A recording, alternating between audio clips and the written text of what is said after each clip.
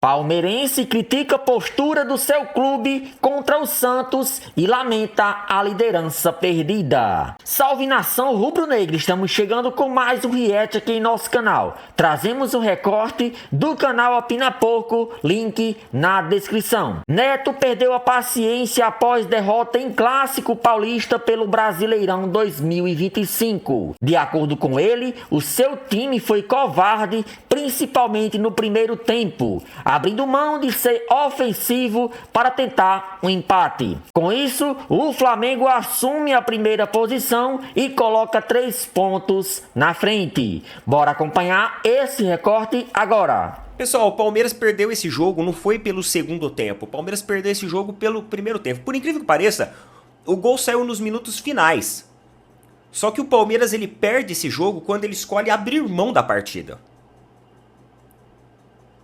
No primeiro tempo, o Palmeiras abriu mão da partida. Os jogadores do Palmeiras estavam todos satisfeitos com o resultado que até então era um empate. A sensação que eu tinha, eu até comentei isso com um amigo, é que o Palmeiras estava dando um cansaço na equipe do Santos para no segundo tempo entrar na partida. E se foi isso mesmo que aconteceu, o tiro saiu pela culatra. Porque na minha visão, na minha opinião, essa derrota ela tá na conta do primeiro tempo. Primeiro tempo, o Palmeiras teve 2 finalizações contra 12 finalizações, né? 12 chutes a gol do Santos. O Palmeiras teve 2 chutes a gol. O Santos concentrou espaços no meio-campo. O Santos criou mais oportunidade. O Santos conseguiu ter mais domínio de bola. O Santos conseguiu ficar mais tempo com a bola dominada dentro do campo do Palmeiras. Então não adianta a gente ficar pegando lances ali e tentar criar polêmica, e tentar trazer o holofote, sabe, pra cima do lance. A real é que a gente não jogou nada no primeiro tempo. A real é que o time, não sei se é porque subestimou ou porque talvez não conseguiu ter entrosamento para apresentar futebol no primeiro tempo. E aí é que eu acho um pouco irônico tudo isso. Por que eu acho irônico? Porque assim, se chegasse 25 minutos, 30 minutos e já visse que o Palmeiras não estava conseguindo articular, não estava conseguindo ser uma equipe dominante, não estava conseguindo ganhar numericamente no meio-campo, não estava conseguindo articular jogadas no sistema ofensivo, não estava conseguindo encaixar aquilo que era necessário, porque já não mexeu no esquema tático nesse momento. Pô, para você alterar uma equipe, você tem que esperar chegar no intervalo? Ou porque era uma estratégia do Palmeiras isso? Ah, vamos deixar os caras mais soltos, vamos deixar os caras se cansarem. Ah, porque aí vai ser muita prepotência se for isso. Vai ser muita prepotência. E mais uma vez, se for isso pelo salto alto e pela prepotência, a gente sai com uma derrota novamente. E uma campanha que vinha sólida e consistente até agora, ela vai se tornando um fiasco no momento mais importante.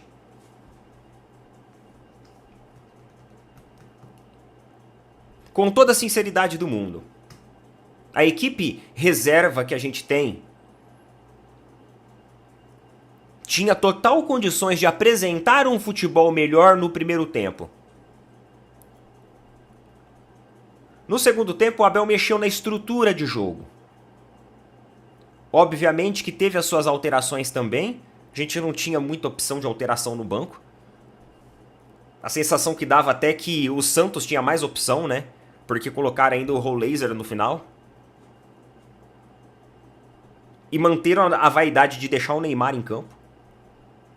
O Neymar tava cansado no segundo tempo, viu? O Neymar desapareceu. A sensação que tinha é que o Santos tinha um jogador a menos.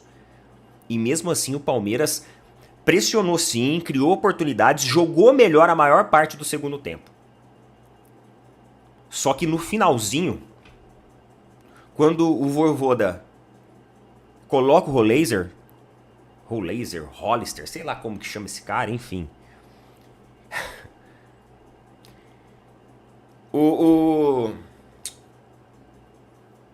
Os caras, eles ganham de novo, né? Impulso. E o Palmeiras fica com medo. Eu não sei se vocês perceberam, mas nos 5 últimos minutos finais, o Palmeiras, cara, começou a se recolher dentro da área. E nesse momento que se recolhe dentro da área, você tem o Robinho Júnior, cara, que é um bom jogador. Fez uma puta de uma graça chata pra Carvalho lá no final, né? Abaixa tua bola aí, irmão. Tu tá tentando livrar o seu time do rebaixamento, então tenha mais respeito, tá? Tenha mais respeito, abaixa um pouco a sua moral, abaixa um pouco a sua moral. Mas joga bem, o moleque é bom, o moleque é bom, tem um baita potencial. E aí o Vojvoda coloca essa molecada pra acelerar o jogo e os caras conseguem pressionar o Palmeiras, que ficou acuado atrás, né? O Palmeiras não dava amplitude no final, parece que tinha medo de avançar e tomar o gol.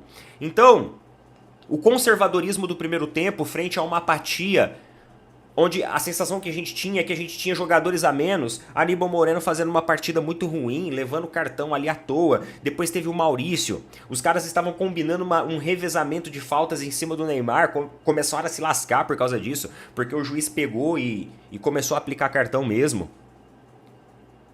Somado a um segundo tempo em que nos minutos finais, em vez do Palmeiras ser aquela equipe aguerrida, aquela equipe corajosa, não.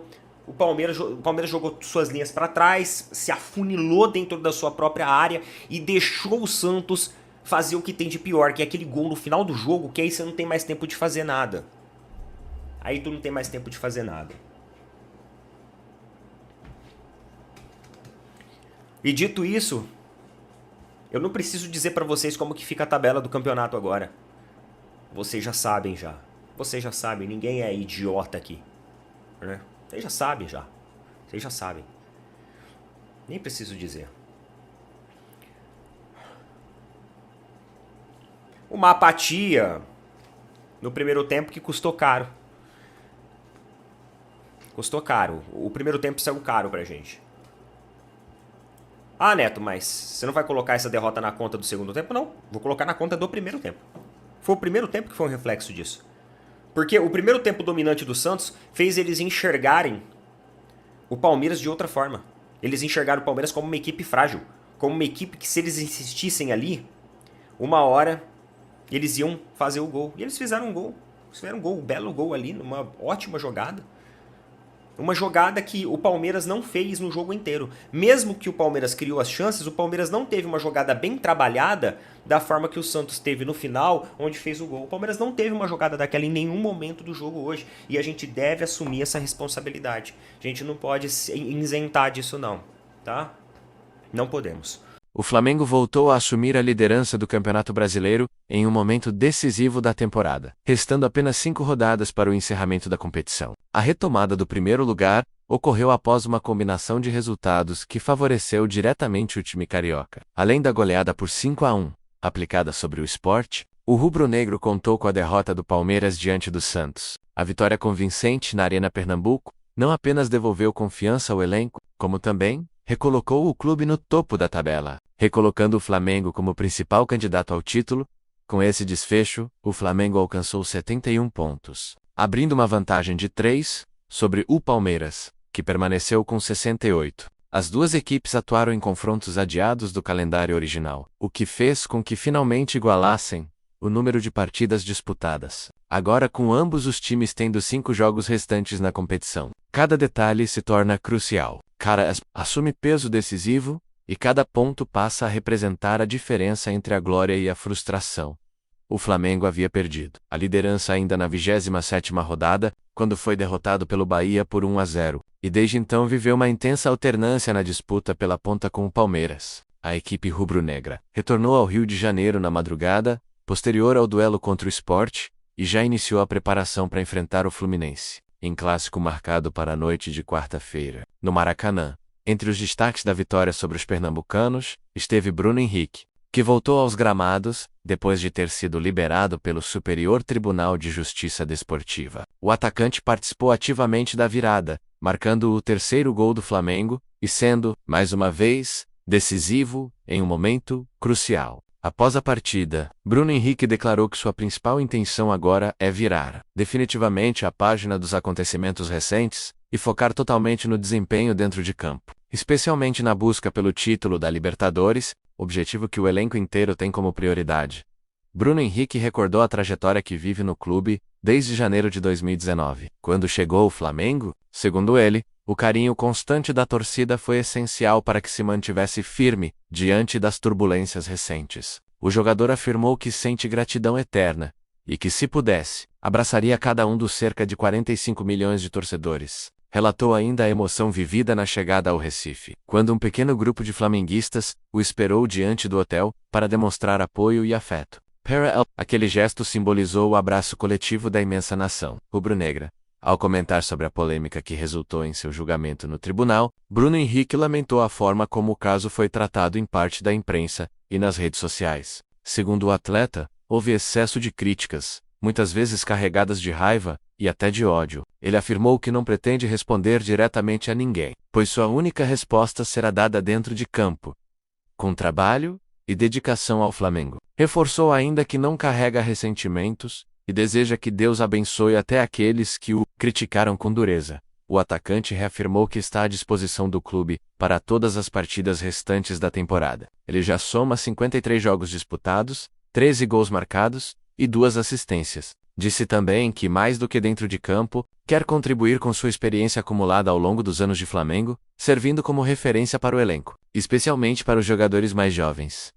Bruno Henrique destacou o papel fundamental que sua família desempenhou durante todo o período de pressão e incertezas. Mencionou igualmente o apoio recebido dentro do clube. Citando especificamente o terapeuta Paulo Ribeiro, que conversou com ele diversas vezes, também falou sobre a importância de sua terapeuta pessoal, fora da instituição, responsável por ajudá-lo a manter o foco exclusivamente no futebol. Reconheceu que em alguns momentos a turbulência o abalou emocionalmente, mas reforçou que nunca deixou de fazer o máximo dentro de campo. Ele afirmou que sua fé em Deus foi determinante para mantê-lo equilibrado, e declarou que somente Deus pode julgá-lo ou indicar o momento em que deverá encerrar sua carreira. O julgamento no tribunal ocorreu na quinta-feira, anterior ao jogo contra o Sport, por 6 votos contra 3. Bruno Henrique foi punido apenas com uma multa de R$100 mil, valor considerado o máximo possível dentro do Código Disciplinar. A decisão não permite qualquer forma de recurso, encerrando o caso dentro da esfera esportiva.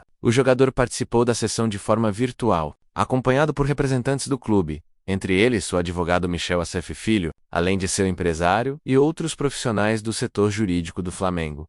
Outro personagem importante da partida contra o Sport foi o técnico Felipe Luiz. Depois da goleada por 5-1 construída com gols de Luiz, Juninho, Bruno Henrique, Ayrton Lucas e Douglas Telles, o treinador fez uma avaliação crítica do desempenho inicial da equipe. Sport havia aberto o placar com Pablo ainda no primeiro tempo, aproveitando a lentidão e os erros do Flamengo nos minutos iniciais. Segundo Felipe Luiz, o time entrou muito aquém do nível exigido, tanto na velocidade da troca de passes, quanto na intensidade da pressão realizada na saída de bola adversária. O treinador explicou que o Sport conseguiu construir jogadas com relativa facilidade durante um período considerável da partida, algo incomum devido à forma como o Flamengo costuma sufocar seus oponentes. Em sua análise, diversos fatores colaboraram para a atuação abaixo do esperado no início. Porém, após sofrer o gol e ver o adversário perder Matheus Alexandre por expulsão, o Flamengo aumentou a força ofensiva. Poucos minutos depois, Luiz Araújo empatou,